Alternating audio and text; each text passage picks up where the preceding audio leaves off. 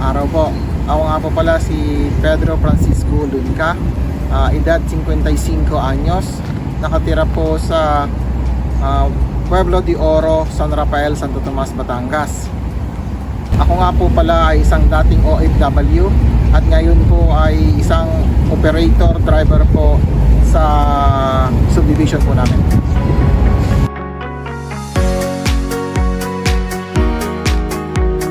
Nakita ko po ang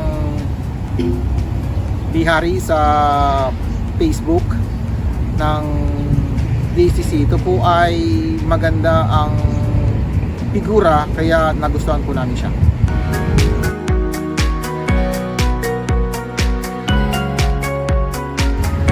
Maganda ang bihari, kaya nakumbinsi kami na bumili ito dahil ito po ay maluwang siya, maraming isasakay kumpara sa traditional na tricycle. Isa pa, ito ay eco-friendly at walang ingay, walang usok, at mas convenient ka kung sasakay ka rito.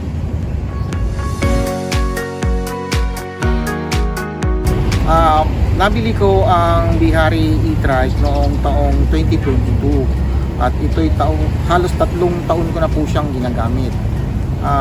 Kung ang Bihari po ay smooth po siya gamitin at tahimik po.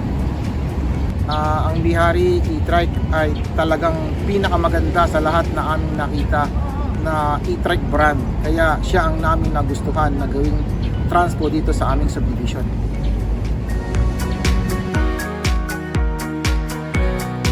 Pagkatapos naming nakuha ang mga unit ay napakagaling at napakahusay dahil pagka ang aming e-trike ay may problema, madali namin silang makontak at madali silang magbigay ng assistance ng technician. At isa pa, pagdating sa parts ng e-trike ay madali mong makukuha sa kanila, kaya hindi maantala ang pasada ng e-trike.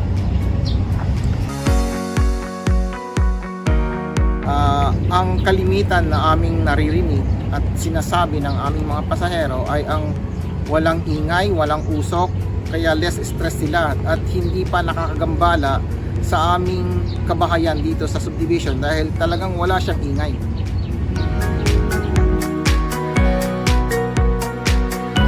Ang masasabi ko lang, kung kayo'y nagbabalak at kukuha ng e-trike, ay mai-recommend ako ang DCC Bihari e-trike na pampasada dito sa subdivision. Kaya thumbs up ako sa DCC.